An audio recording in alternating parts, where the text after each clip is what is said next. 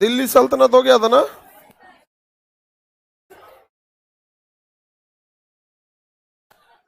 दिल्ली सल्तनत में हर एक राजा बता दिए थे। दिल्ली सल्तनत का अंतिम वंश और लोधी वंश का अंतिम राजा इब्राहिम लोधी। युद्ध के मैदान में मारा गया किसके साथ? बाबर के साथ। बाबर के साथ मारा गया यहाँ पे। बाकी दिल्ली सल्तनत के जितने राजा थे ना। टीवी क्यों बंद है जी? टीवी क्यों बंद है पीछे का?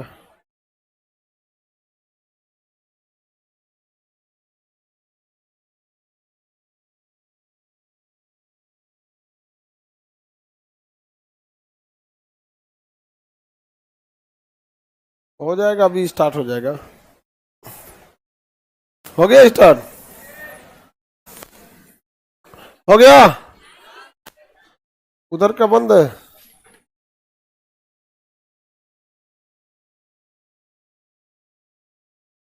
दिल्ली सल्तनत में कितने वंश हुए बाबू? पहला गुलाम वंश, दूसरा खिलजी वंश, उसके बाद तुगलक वंश,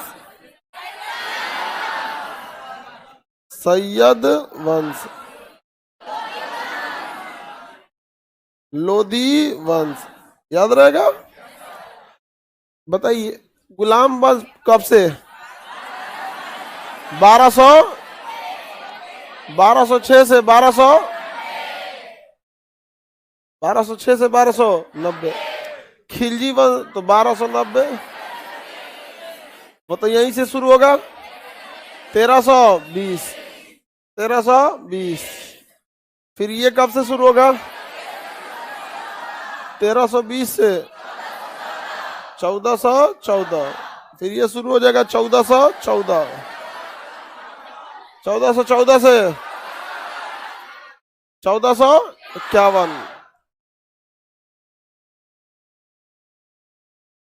1451। और 1451 से 1451 से 1526। बाबर आ गया 1526। तो गुलाम वंश के बाद अगला कौन आया? बाबर। इसके बाद हो गया मुगल वंश। लोधी वंश के बाद मुगल वंश। लोधी वंश के बाद मुगल वंश। मुगल वंश कब से? 1526 से 1857। 1857 की क्रांति होती है और अंतिम मुगल बादशाह बहादुर शाह जफर को अंग्रेज हटा देते हैं। कौन हटा देता है? अंग्रेज। हो गया। इसके बाद जो आते हैं वो आते हैं सब ब्रिटिश ईस्ट इंडिया कंपनी। इसके बाद कौन आती है? British east India company.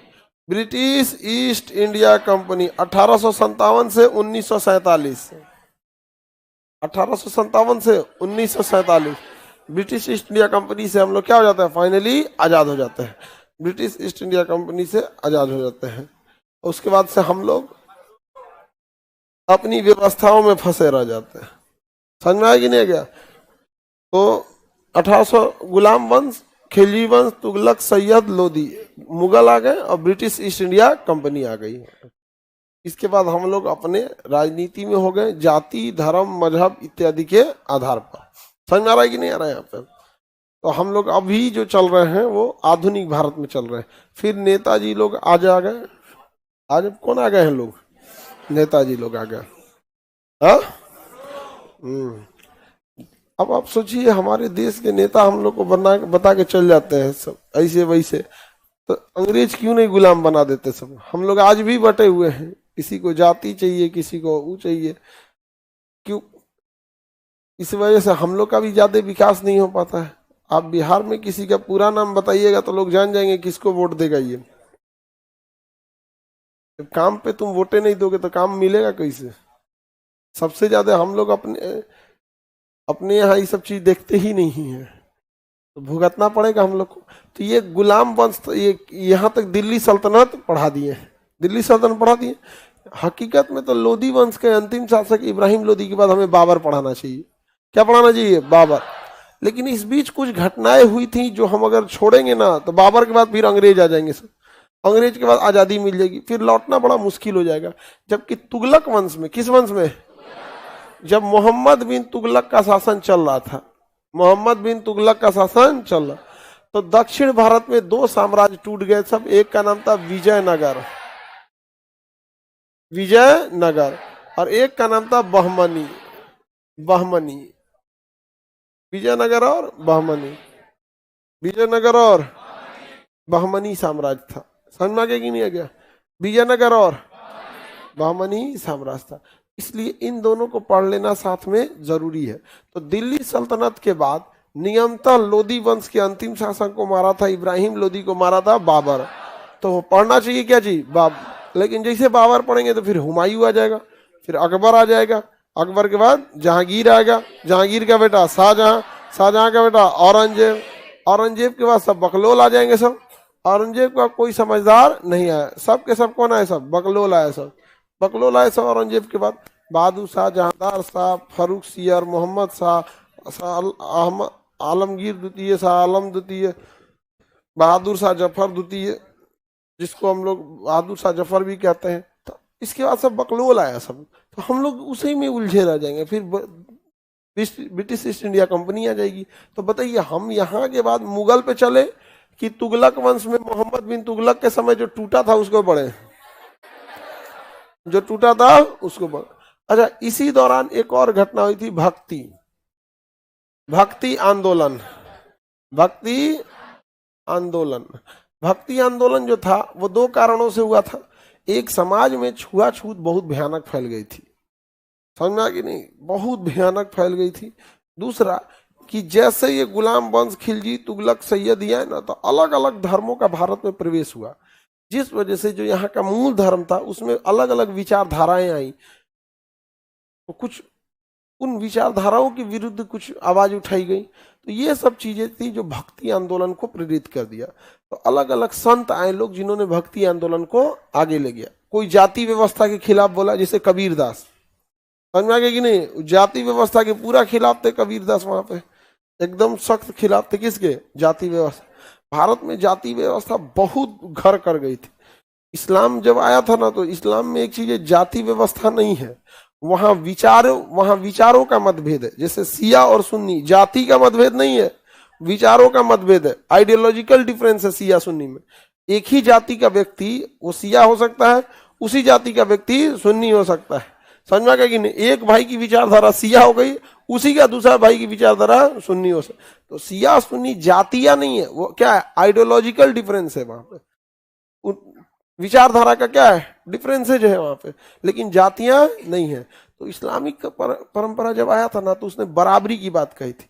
अगर कोई मुस्लिम में राष्ट्रपति भी है, और अगर कोई सामान्य मुस्लिम है, मतलब सपोज कीजिए एकदम सामान्य व्यक्ति जियो खा रहा है, मतलब एकदम नॉर्मल, समझिए कि किसी काम का सपोज कि नहीं है, अगर वो मस्जिद में पहले पहुंच गया, और अगर कोई मुस्लिम में राष्ट्रपति है, जैसे एपीजे अब्दुल कलाम हो गए, जाकिर हुसैन हो गए, या उपराष्ट्रपति हामिद अंसारी हो गए, अगर सिटिंग राष्ट्रपति भी है ना, तो मस्जिद में जाके उसको नहीं कहेंगे कि तुम घसक जाए आप।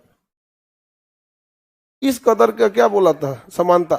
और भारत जैसे देश में जहां किसी को दलित को पीछे झाड़ू बांध के चलना था, जब वो देखा तो दंग रह गया, भाई साहब घसका ही नहीं पा रहा इसको यहाँ पर। हालांकि धार्मिक मामले में आप बहुत सारे धर्मों में देखेंगे जाति व्यवस्था अभी भी है कि नहीं यहाँ पे? तो इस्लामिक चीज में धार्मिक व्यवस्था नहीं थी यहाँ पे। जो जैसा है, अगर मस्जिद में आया, आप कितनों बड़ हैं, आपको सिटिंग राष्ट्रपति का नहीं है, आप अंदर आप नहीं दिखा सकते हैं कुछ भी वहां पर। अच्छा, जब आप चीजों को बचपन से देखते आते हैं ना, तो आप मान लेते हैं कि ऐसा ही होता है। समझ में आया कि नहीं गया? तो मस्जिद में जब भी कोई जाता है ना, तो देखते जाता है कि भैया इसमें कोई किसी को नहीं हटाता। मौलवी साहब मस्जिद में नमाज पढ़ने से पहले कहेंगे साफ सीधी कर ले, साफ मतलब लाइन सीधा कर ले, बीच में गैप न छोड़े, पहले आगे से लाइन भरते जाए। तो जो जहां जैसे जैसे जगह मिलेगा, हाँ ठीक हो गया। अब पता चला यही में 4-5 जन एक्स्ट्रा हो गए, तो बस वो व्यवस्था ठीक करने के लिए ना भैया, इसमें 50 आदमी का जगह था, 55 घुस गए, 2-4 आदमी हम लोग पीछे आ जाते हैं। लेकिन ऐसा नहीं है ना कि नहीं तुम इस जाति के हो इसलिए पीछे जाओ, व्यवस्थाएं में बाधा ना बने इस वजह से। तो वो बातें बड़ा घर की भारत में अचानक से इतना चेंजिंग आया, तो लोगों ने भी आवाज उठाया कि भाई ये कौन सा चीज होता है, ये हम लोग के साथ इतना ज्यादा भेदभाव हो गया यहाँ पर।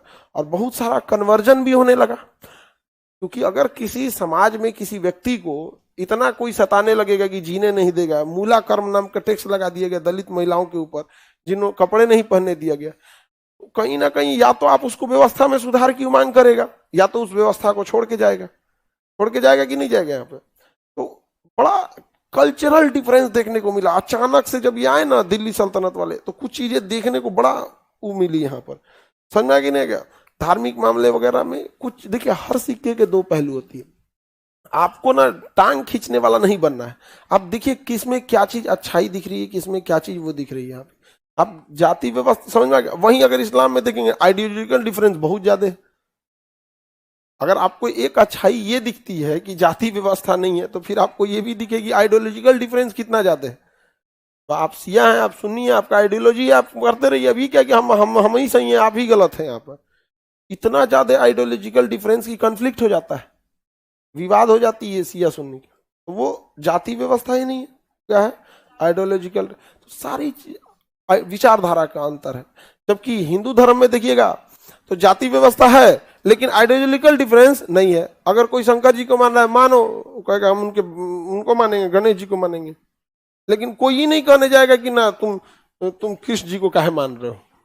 अरे तुम्हारा मन तुम कृष्ण भक्त बनो, तुम्हारा मन तुम राम भक्त बनो, तुम्हारा मन तुम गणपति बप्पा मोरया, तुम्हारा मन दुर्गा जी को लेकर चलो। वहां आइडियोलॉजिकली है अलग, लेकिन आइडियोलॉजिकल एकता है। अब देखिए ना, आइडियोलॉजिकल क्या है, एकता है, बट कास्टिज्म ज्यादा, कास्टिज्म क्या है ज्यादा। तो उस समय भक्ति आंदोलन भी चला कि भैया हमारे व्यवस्थाओं में सुधार करो ताकि चीजों क्या हो सके, सुदृढ़ हो सके, जो चीजें गलत हैं उसको निकाला जाए। तो 2 चीजें हम लोग को इस बीच में पढ़ना है, क्या क्या, विजयनगर बहमनी ऐतिहासिक तौर पे, और यहाँ पे क्या देखना है, भक्ति। समझ में आ गया कि नहीं आ गया। तो बताइए उसके बाद हम लोग कहाँ चले आएंगे, मुगल पे। हालांकि अगर लिंकअप देखेंगे तो हम लोग को लोधी के बाद क्या पढ़ना चाहिए, मुगल।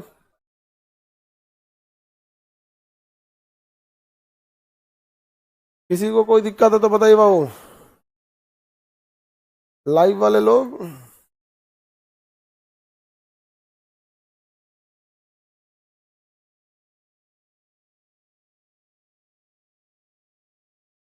आगे बढ़िए। तो पहले हम दिल्ली सल्तनत खत्म कर दिए ना।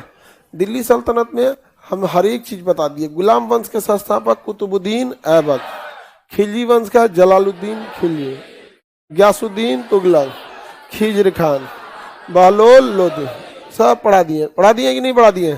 अब आप बताइए किसी को दिक्कत, बताइए तो ध्यान से। खिलजी वंश दिल्ली सल्तनत में सबसे लंबे समय तक शासन करने वाला वंश, सबसे लंबा शासन और सबसे छोटा शासन, सबसे छोटा खिलजी। देखिए इसमें सबसे छोटा कौन था, खिलजी। कौन था, खिलजी। कितना साल था, 30 साल। इसका ट्रिक बताए थे, तुगलक सखी। सबसे ज्यादा कौन शासन किया था, इसका ट्रिक बताए थे, तुगलक सखी। तुगलक सखी, तुगलक सखी। तो सबसे ज्यादा लंबा तुगलक वंश, उसके बाद गुलाम वंश, उसके बाद लोधी वंश।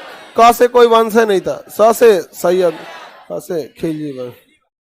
तुगलक सखी याद रहेगा, तुगलक सखी, तुगलक वंश, सैयद वंश, खिलजी वंश, ये सब हो गया यहाँ पे, ये हो गया यहाँ पे।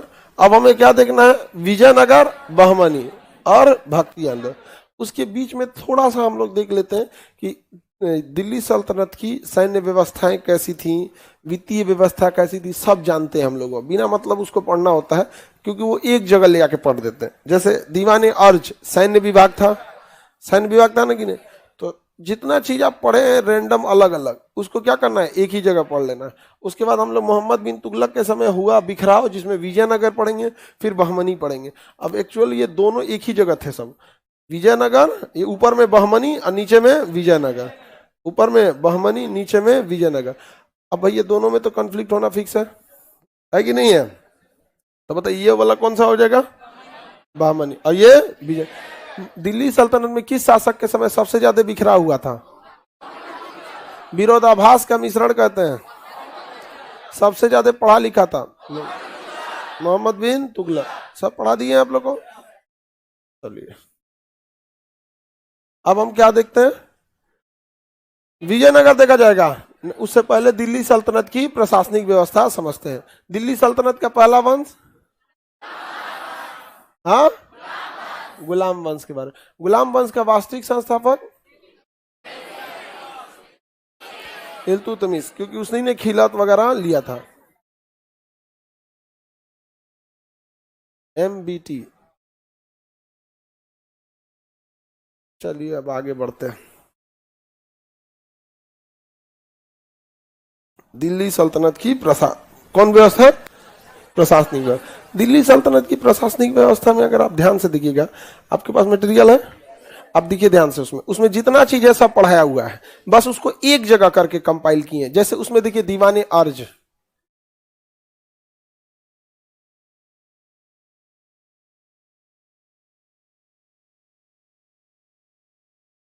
सबके पास है कि नहीं है?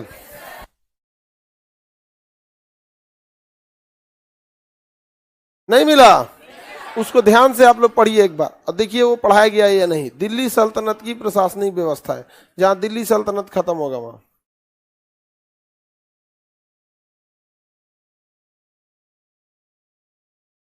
किसी भी व्यवस्था, जब इतिहास खत्म होगा कोई भी चैप्टर, तो उसका एक जगह कंपाइल करके दिया रहेगा।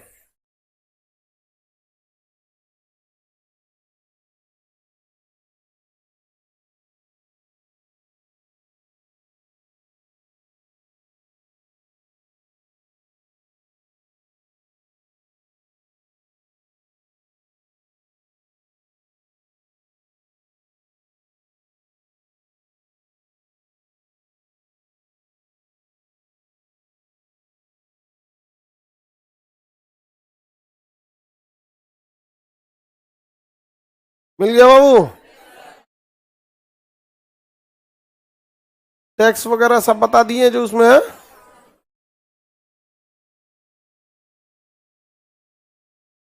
टैक्स का नाम था, ऊपर लिखा होगा टैक्स।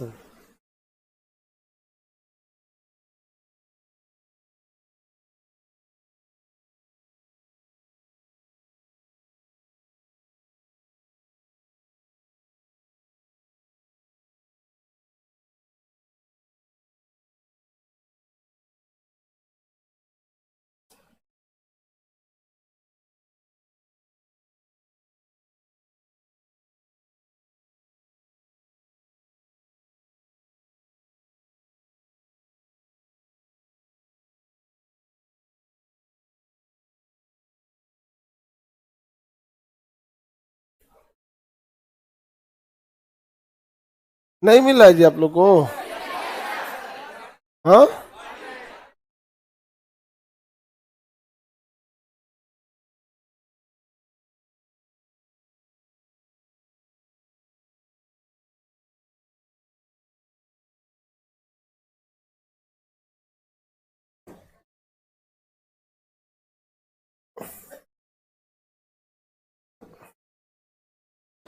इब्राहिम लोदी तक तो खत्म था। दिल्ली सल्तनत की सामाजिक आर्थिक जीवन, यही देखना था ना। ये सब आप लोग को पढ़ाया जा चुका है, एक जगह बस इसको कंपाइल करके देखना होता है यहाँ पे। इसमें कुछ अलग से पढ़ना नहीं है, ध्यान से समझिए। दिल्ली सल्तनत में किस धर्म का विकास हुआ था ज्यादा? इस्लाम। नियम कानून इस्लामिक थे, जनता लेकिन कंप्लीट इस्लामिक नहीं थी, जनता इस्लामिक नहीं थी। इसीलिए इस काल को हम पूर्ण रूप से इस्लामिक काल नहीं बोल सकते हैं। इस समय दास प्रथा थी या नहीं थी? दास प्रथा थी। याद कीजिए, मलिक काफूर को दास के रूप में खरीद के लाया गया था। कितने में? 1000 दिनार में। कितना में? 1000 दास, महिला और पुरुष दोनों को दास बनाया जा सकता था। समझ में आ गया कि नहीं आ गया? राजा वगैरह पुरुष को दास बना लेते थे, और महल के लिए किसे बना लिया था? रानी। महिला रानी वगैरह के लिए महिलाओं को दासी बना के रख लिया जाता था। समझ में आया कि नहीं आ गया यहाँ पे? तो इस समय का सामाजिक जीवन अलग अलग था। यहाँ पे क्या पूरी जनता इस्लामिक थी? दास प्रथा था या नहीं था? दास प्रथा था। अर्थव्यवस्था का मुख्य आधार कृषि और क्या था? व्यापार। कृषि और व्यापार। घरी चरी नामक क्या हुआ करते थे? टैक्स हुआ करते थे। उस टैक्स का नाम था, और क्या था? टैक्स। मुतई टैक्स, उस समय के दो टैक्स थे, उस और मतई। खेत वगैरह पे क्या लगाते थे? चरी। और मकान वगैरह पे घरी। ये चार प्रमुख टैक्स होते थे। बताइए कौन कौन सा है? उस मतई चरी घरी, उस मतई चरी घरी, उस मतई चरी घरी, ये क्या थे? टैक्स। इसके अलावे कुछ ऐसे टैक्स थे जो इनकम का स्रोत नहीं थे, बल्कि वो धार्मिक आधार पर लगाए जाते थे। जैसे खुम्स कभी टैक्स का भाग नहीं था, क्योंकि जब लूट के धन में जो हिस्सा होता था उसी को क्या कहते हैं? खुम्स। क्या खुम्स कोई टैक्स का आधार होगा?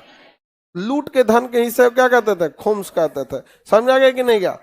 इस समय धार्मिक कर को क्या कहा जाता है? सदका कहा गया था, जकात कहा गया था। ये मुस्लिम देते थे, सदका और जकात मुस्लिम, और जो मुस्लिम नहीं थे वो जजिया।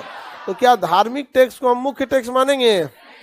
जजिया मुस्लिम देते थे, जकात मुस्लिम देते थे, सॉरी जजिया जो मुस्लिम नहीं थे वो देते थे, जकात जो मुस्लिम थे वो देते थे, सदका जो मुस्लिम थे वो देते थे। बट ये तो धार्मिक टैक्स है ना, धार्मिक टैक्स को हम आधार मानेंगे? नहीं मानेंगे। मुख्य चार टैक्स उस मुतई चरी घरी, उस मुतई चरी घरी। लूट के धन में टैक्स, लूट के धन में हिस्सा खुम्स, लूट के धन में राजा का हिस्सा खुम्स। जब सेना हमला करती तो लूट के लेके आते थे, तो लूट के धन में हिस्सा खुम्स। याद रहेगा? चार मुख्य कर याद हो गया? कोई दिक्कत नहीं ना? गैर मुस्लिमों से लिया जाता था जजिया, लिया जाता, क्या लिया जाता था? जजिया। और मुस्लिमों से जकात सदका, ये सब मुस्लिमों से लिया जाता था। समझ में आ गया कि नहीं आ गया? मसाहत, कौन सा हो गया? मसाहत। मसाहत जो था ये अलाउद्दीन खिलजी के समय भूमि के नाप के लिए लगाया गया टैक्स था। मसाहत टैक्स किस पर था? भूमि के माप के आधार पर क्या होता था? कर निर्धारित होता था। इसमें खराबी क्या थी? जैसे आपका जमीन नपा गया, इतना जमीन नपा गया, अब इस पर टैक्स फिक्स हो गया कि आपको 10 बोरा गेहूं देना है, ठीक है। लेकिन वो कोई जरूरी थोड़ी नहीं कि इस जमीन पे हर साल खेती अच्छी ही होगी। किसी साल बारिश कम हुई, किसी साल बाढ़ आ गया, किसी साल बीमारियां आ गई, उससे मतलब नहीं था। तो ये इसे आप मसाहत नाम का टैक्स जो था, इसे आप हमेशा अच्छा ही मत समझ जाइएगा। मसाहत नाम के टैक्स में भी बहुत सारी खराबियां थी। फाइनली टैक्सेशन सही हुआ था अकबर के काल में। अकबर ने कहा था कि देखिए हम आईने 10 साल लाते हैं, ये खेत है आपका, पिछले 10 साल का हम औसत निकालते हैं कि कितना खेती हुआ है। तो किसी साल अच्छा हुआ होगा, किसी साल कम हुआ होगा, किसी साल एकदम खराब हुआ होगा, तो एवरेज निकालेंगे तो ठीक ठाक आ जाएगा। तो उसने कहा कि 10 सालों के एवरेज पर हम क्या लगाएंगे? टैक्स लगाएंगे। इसलिए उसे आईने 10 साल का आ गया। 10 साल का था इसलिए 10 साल, आईने 10 साल। समझ में आ गया कि नहीं आ गया? तो ये लोग से टैक्सेशन सुधरा था कि अकबर से? अकबर से टैक्सेशन सुधरा था। किसी को कोई दिक्कत?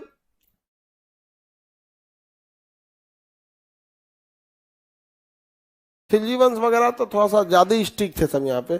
कर वसूली के लिए सबसे छोटा व्यक्ति कौन होता था? ग्रामीण, जिसको आज के समय हम लोग मुखिया बोलते हैं, उस समय क्या बोला जाता है? ग्रामीण। और सबसे बड़ा होता था इक्तादार, सबसे बड़ा अधिकारी। तो टैक्स वसूलने का सबसे छोटा ग्राम, सबसे बड़ा इक्तादार। किसी बड़े एरिया का क्या होता था? इक्तादार होता था। अब याद कीजिए, तबर हिंद के इक्तादार अल्तुनिया था। तबर हिंद का इक्तादार अल्तुनिया, जो टैक्स वसूल के अपने पास रख लिया। रजिया कही कि भेजो, तो कहा कि नहीं भेजेंगे हम। तो रजिया क्या की? आक्रमण की, और आक्रमण करने के बाद ब्याह करके चल आई, ब्याह करके चल आई। अब वापस आई तो मरा गई। बताइए सबसे छोटा टैक्स वसूलने वाला अधिकारी ग्रामीण, टैक्स वसूलने वाला सबसे बड़ा, सबसे छोटा, सबसे बड़ा इक्तादार। समझ में आ गया कि नहीं? ये इक्तादार जो थे सब ना जनता पे बड़ी अत्याचार करते थे, और कभी कभी जितना टैक्स वसूलने के लिए भेजा जाता था ना, उससे ज्यादा टैक्स लेके चले आते थे, जिसे हम क्या कहते थे? फवाजिल। क्या कहा गया? फवाजिल। समझ में आ गया कि नहीं? क्या बोला गया? फवाजिल। एक्स्ट्रा टैक्स वसूल लेते थे, क्या कहा जाता? फवाजिल। कोई जनता के लिए ठीक बात थोड़ी है, एक्स्ट्रा टैक्स वसूल के लेके चलाया। राजा को तो खूब खुश खुश हो गया, लेकिन अल्टीमेटली जनता के पर इसका बहुत निगेटिव इफेक्ट पड़ा। सबसे छोटा टैक्स वसूलने वाला अधिकारी, हाँ, समझ में आ गया? सबसे बड़ा इक्तादार, एक्स्ट्रा टैक्स को फवाजिल, एक्स्ट्रा टैक्स फवाजिल। अब इसमें क्या होते थे सब, ये बीच में टैक्स चोरी करते थे सब। ग्रामीण मार दिया एक दो बोरा, इक्तादार भी कुछ टैक्स मार दिया, चोरी कर दिया, तो टैक्स की चोरी बहुत होती थी।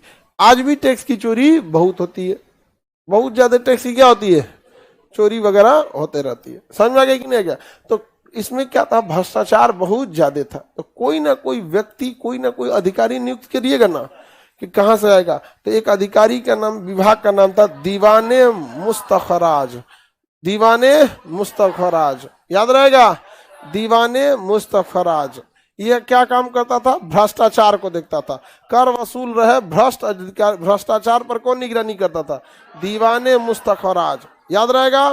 टैक्स वसूलने का सबसे छोटा अधिकारी, सबसे बड़ा अधिकारी इक्तादार। एक्स्ट्रा टैक्स को फवाजिल, भ्रष्टाचार रोकता था दीवाने मुस्तखराज, दीवाने मुस्तखराज, दीवाने मुस्तखराज, याद रहेगा, दीवाने मुस्तखराज। सल्तनत काल के कुछ सिक्कों को देखते हैं। सल्तनत काल में टांका चला था, ससगनी चला, तांबा चला, जीतल चला, तांबा और जीतल। ये इल्तुतमिश के समय चला था, टांका, तांबा, जीतल, ये सब ज्यादातर किसके समय चले थे, इल्तुतमिश। तो सिक्के का प्रचलन था या नहीं था, सबसे ज्यादा प्रचलन जीतल का था। किसका था, जीतल। तो सल्तनत काल के समय जीतल का प्रयोग ज्यादा था, और टांका का, किसका, टांका। टांका और जीतल किसके समय चलाए गए थे, इल्तुतमिश। टांका और जीतल किसके समय चलाए गए? ये सिक्के किसके बने होते थे, चांदी के, और ये तांबा का भी रहता था यहाँ पे। समझा गया कि नहीं? टाका, सगमनी, जीतल, तांबा, ये सब क्या थे, सिक्के थे सब। आगे बढ़िए। गुलाम वंश में अलाउद्दीन मसूद शाह ने अपने सिक्कों पर खलीफा का क्या किया था, फोटो लगा दिए। ये लोग ढेर चमचई में लगल रहते, तो खलीफा का लगा दिए, कौन जी, फोटो। अरे भाई, खलीफा अपना बैठे हुए हैं, उनको उधर छोड़ो यहाँ पे। समझ में आ गया कि नहीं आ गया? इस काल में व्यवसायियों से के समूह को क्या कहा जाता था, तुजारे खास। देखिए, तिजारत जो होता है ना, तिजारत, उसको व्यापार कहा जाता है। तिजारत मतलब क्या होता है, व्यापार। उर्दू में तिजारत को मतलब क्या होता है, व्यापार। तो तुजार ए खास, तो व्यापारियों के समूह को क्या कहा गया, तुजारे खास। तिजारत मतलब क्या होता है, व्यापार, व्यापार कहा जाता है। एक लता जी का एक बहुत पुराना गाना है, मोहब्बत अब तिजारत बन गई है, मतलब प्रेम अब व्यापार बन गया है। बहुत पुराना गाना है, आज का थोड़े है ये। हाँ, अरे हम ही लोग के समय का ये सब गाना है। आजकल का कोनो गाना आ रहा है, 52 गज का कोनो कपड़ा पहन ले रहा है, कोनो का उड़ता पैजामा काला, कोनो कुछ गा रहा है यहाँ पे। हाँ, कोई लुंगी डांस कर रहा है, तो कोई कुछ कर रहा है। एमबीटी सिक्का चलाया था, वो तो पहला सांकेतिक सिक्का चलाया था। सांकेतिक सिक्का कौन चलाया था, मोहम्मद बिन तुगलक। समझा गया ना? तो बताइए, तुजारे खास क्या चीज था, व्यापारियों का समूह। तुजारे खास, व्यापारी का। तिजारत मतलब क्या होता है, तिजारत मतलब व्यापार होता है। समझा गया? उर्दू भाषा है। तो तुजारे खास व्यापारियों का समूह था, याद रहेगा। तांबा, जीतल, ये सब क्या थे, सब सिक्के थे, सब क्या थे, सिक्के के थे सब। समझ में आ गया कि नहीं? बर्मी के अनुसार दिल्ली में शराब, अवध से कपड़ा, मालवा से पान आता था। समझ में? दिल्ली में क्या था, शराब। जहां भी बहुत बड़े बड़े राजा महाराजा रहेंगे सब, वहां क्या रहेगा, शराब वगैरह का प्रचलन ज्यादा रहेगा। बिहार में तो बंद, लोग चोरी छुपे भले पी रहे हैं, लेकिन बिहार में क्या कर दिया गया, बंद कर दिया गया। यहाँ पर अवध से क्या आता था, कपड़ा। लखनऊ, अवध मतलब लखनऊ। लखनऊ का आज भी कपड़ा फेमस है, चिकन। वहां के चिकन करी नाम का एक कपड़ा होता है, जो ऐसे शॉल होता है, धागा धागा बाहर निकला रहता है, चिकन महंगा आता है। और वो मतलब इलीट क्लास में पहनने का प्रचलन है। गांव में पहन के चल जाएगा तो लगी धागा खुला था हो। समझ में आ गया कि नहीं आ गया? कुछ इलीट क्लास के कपड़े होते हैं, तो चिकन कपड़े बहुत महंगे आते हैं। तो बताइए, दिल्ली में शराब, अवध में, मालवा में पान, मालवा में पान। उस समय व्यापार का बहुत बड़ा गढ़ हुआ था। बताइए, तिजारुल खास व्यापारियों का समूह, दिल्ली से शराब, अवध से और मालवा से, लाहौर से इस्पात होता था। समझ में आ गया कि नहीं आ गया? लाहौर से, उस समय लाहौर तो भारत में ही था। इवन गुलाम वंश के पहले शासक कुतुबुद्दीन ऐबक ने राजधानी कहाँ बनाई थी? लाहौर। बाद में नहीं इल्तुतमिश ने दिल्ली लाया, लेकिन प्रारंभिक राजधानी क्या थी? हाँ, लाहौर हुआ करती थी। मेनली उस समय जो था, टैक्स जो होता था वो अर्थव्यवस्था का मुख्य आधार क्या था? कृषि था। चरी घरी नाम का क्या होता था? टैक्स। तो कुछ व्यापार पे टैक्स लगा दीजिए, कुछ कृषि पे लगा दीजिए, कुछ पशुपालन पे लगा दीजिए। इससे ज्यादा तो आप टैक्स ही नहीं लगा सकते थे। किसी को दिक्कत करा? इस समय फसलों की भूसी से अन्न के कणों को अलग करने के लिए पवन चक्की का प्रयोग किया जाता था। आज भी उसका होता है। धान वगैरह की कटिया होती है, ये सब तो देखिएगा, को पंखा चला दिया जाता है और एक तो इसे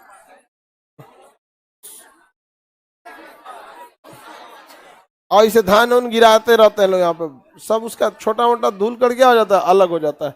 तो बताइए, पवन चक्की का प्रयोग उस हम लोग कब से चलते आ रहा है? दिल्ली सल्तनत से बहुत पहले से होते जा रहा है पवन चक्की का प्रयोग। समझ आ गए? भारत में चरखे का प्रयोग भी होने लगा। रेशम की कीट पालने की प्रथा आ गई। इस समय सूती वस्त्र को क्या कहा जाता था? किरपास एवं मलमल के कपड़ों का प्रयोग था यहाँ पे। तो ये उस समय के प्रमुख फैशन हुआ करते थे। अब हम लोग थोड़ा सा देखते हैं मेन चीज, जहाज चलाने के लिए दिशा बताना बहुत जरूरी है। पानी वाली जहाज हो गई या उड़ने वाली जहाज हो गई, इन दोनों में सबसे बड़ा दिक्कत होता है नेविगेशन, क्योंकि इनके बीच में कोई रास्ता बताने वाला होता नहीं है। आसमान में चारों ओर एक ही जैसे दिखता है। हाइट पे उड़ जाएगा ना, चारों ओर एक जैसा दिखे, आपको आप ही का शहर नहीं दिखेगा, क्योंकि आप देखें नीचे से, ऊपर से आपको देखने का आदतें नहीं है आप। तो उसके लिए कंपास का होना जरूरी है, दिशा सूचक। तो इनके समय किस चीज का यंत्र का प्रयोग होने लगा? दिशा सूचक का। तो बताइए, जहाज रानी या फिर नेविगेशन में किस चीज का प्रयोग होने लगा? दिशा सूचक था। उस समय अंतरराष्ट्रीय व्यापार का सबसे बड़ा केंद्र क्या था? कराची, देवलिया कराची। दिशा सूचक का प्रयोग हुआ तो जहाज चलाना इजी हुआ। वहां कंपास कभी फेल नहीं होता है। कंपास जो होता है ना, मैग्नेटिक एंगल पे काम करता है और वो कभी फेल होने वाला यंत्र नहीं है। समझ में आ गया कि नहीं आ गया यहाँ पे? तो उसका भी प्रयोग शुरू हो गया यहाँ पे। और कराची बंदरगाह सबसे बड़ा व्यापार का केंद्र था। उस समय व्यापार का सबसे बड़ा केंद्र कौन था? कराची बंदरगाह। व्यापार का सबसे बड़ा केंद्र कराची। सल्तनत काल की प्रशासनिक व्यवस्था देखिए, आपको पता है कि सबसे ऊपर कौन होता था? सुल्तान, राजा या सुल्तान। और सबसे नीचे ग्रामीण, सबसे नीचे ग्रामीण होता था। समझ में आ गया कि नहीं आ गया यहाँ पे? तो सबसे ऊंचा कौन हो गया? प्रशासन का सबसे प्रधान कौन हो गया? अब उसके नीचे सलाह देने के लिए अलग अलग विभाग थे। विभागों के बारे में पता आपको? दीवाने विजारत, कौन विभाग? वित्त में। दीवाने विजारत, वित्त विभाग। और इसका सबसे बड़ा अधिकारी वजीर। वजीर से विजारत, दीवाने विजारत, कौन सा विभाग? वित्त विभाग। और इसका प्रमुख वजीर। वही डिसाइड करेगा किधर टैक्स ज्यादा किधर टैक्स कम। पढ़ा दिए ये आपको। दीवाने विजारत का विभाग कौन था? वित्त विभाग। उसका प्रमुख कौन होता था? दीवाने अर्ज, सैन्य विभाग। दीवाने अन्न, अर्ज, सैन्य विभाग। और इसका जो सबसे बड़ा अधिकारी होगा आरिजे मुमालिक। आरिजे मुमालिक। सेनापति को क्या कहा गया? असैन्य विभाग को दीवाने अर्ज। सैन्य विभाग दीवाने, सैन्य विभाग दीवान। सेनापति आरिजे मुमालिक। सेनापति आरिजे मुमालिक। सैन्य विभाग आरिजे मुमालिक सैन्य विभाग होगा। सैन्य विभाग दीवाने अर्ज और सेनापति आरिजे मुमालिक। इसका पूरा सेना से रिलेटेड काम सब किसका था? आरिजे मुमालिक। इसका आरिजे में। दीवाने इंसा, लेटर डिपार्टमेंट सब कहां से निकलता था? बिहार सरकार का जितना लेटर निकलता है कहां से निकलता है? सचिव। नया वैकेंसी सचिवालय से, कोई लेटर सचिवालय से, छुट्टी कैंसिल सचिवालय से, शराब बंद सचिवालय, सारा सिस्टम सचिवालय से, जितना पत्र वगैरह निकलता है सचिवालय। तो पत्र विभाग दीवाने इंसा, सचिवालय विभाग दीवाने इंसा। बढ़ा दिए कि नहीं बढ़ा दिए हैं? एक मोरक्को से आया था इब्न बतूता, मोहम्मद बिन तुगलक के शासन काल में, उसके नेतृत्व में डाक व्यवस्था को बहुत अच्छा से व्यवस्थित किया गया था। बताइए पढ़ा दिए कि नहीं पढ़ा दिए?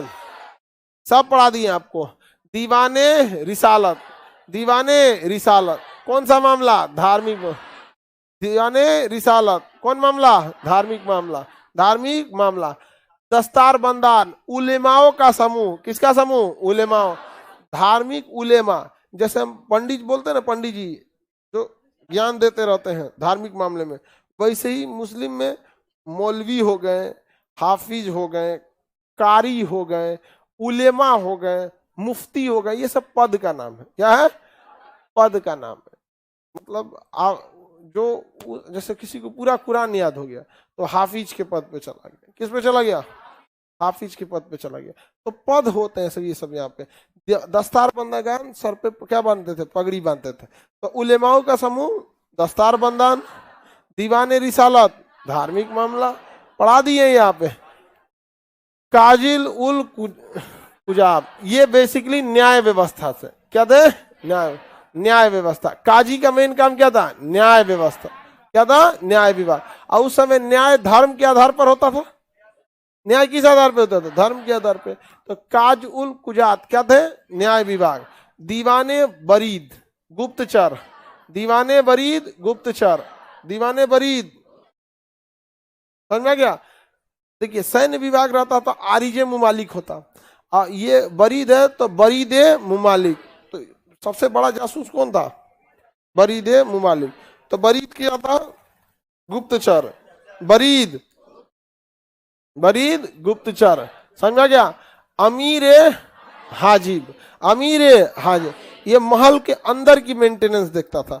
महल के अंदर दरबार से संबंधित जितना काम होता था कौन देखता था? अमीर हाबिज, अमीर हाबिज, अमीर हाबिज।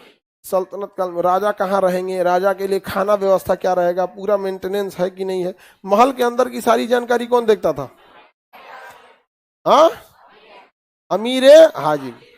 मंगोलों के सेना प्रणाली रहती थी, ये सब तो हम आपको पढ़ाए हैं। आपके सल्तनत काल की स्थापत्य कला था, मेहराब बनाने की कला आ गई। बिल्डिंगों में क्या बनने लगा? मेहराब।